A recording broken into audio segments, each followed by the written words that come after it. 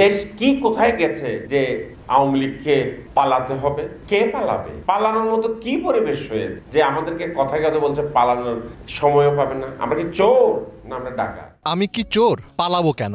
কিছুদিন আগেও এমন প্রশ্ন রেখে নিজেদের পক্ষে সাফাই গিয়েছিলেন সাবেক ভূমিমন্ত্রী সাইফুজ্জামান চৌধুরী। অথচ সময়ের পরিক্রমায় তার বিরুদ্ধেই উঠে আসলো দুর্নীতির অর্থে বিদেশে সাম্রাজ্য তৈরির অভিযোগ। দেশের জন্য কাজ করছি, জনগণের জন্য কাজ করছি।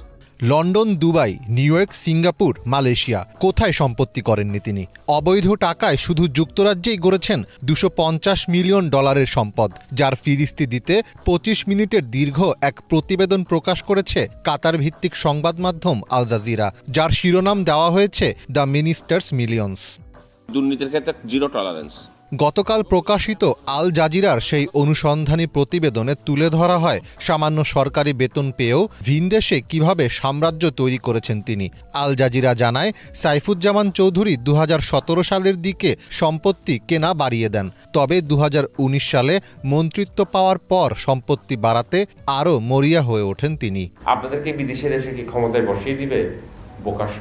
গত বছর বিনিয়োগকারীর ছদ্মবেশে সাইফুজ্জামানের $14 মিলিয়ন বাড়িতে যায় আল জাজিরার সাংবাদিক। ওই সময় ছদ্মবেশী সাংবাদিকদের সাইফুজ্জামান বড়াই করে জানান তিনি কুমিরের চামড়ার হাতে তৈরি জুতার উপর হাজার হাজার ডলার খরচ করেন এবং লন্ডনের সবচেয়ে দামি দোকান থেকে ইতালিয়ান স্যুট তৈরি করে পরেন।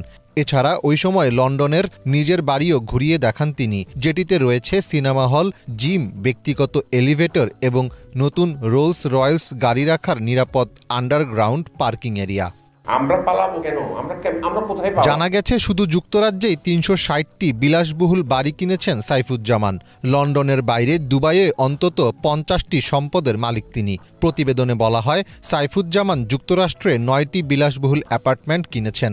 এর মধ্যে 5টি ম্যানহাটন সহ নিউ ইয়র্কের প্রধান এলাকায় ও 4টি নিউ জার্সিতে। এছাড়া সিঙ্গাপুর ও মালয়েশিয়াতেও রিয়েল এস্টেট খাতে বিপুল সম্পত্তি রয়েছে তার।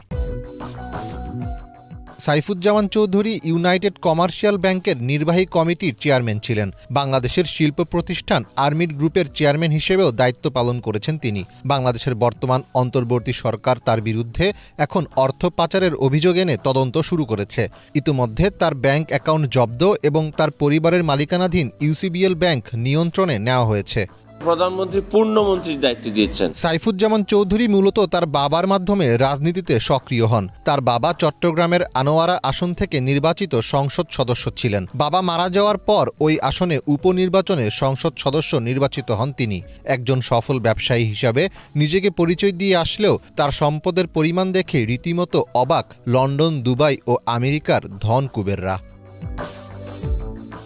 মীর ফজলে রাব্বি, বাংলা ভিশন।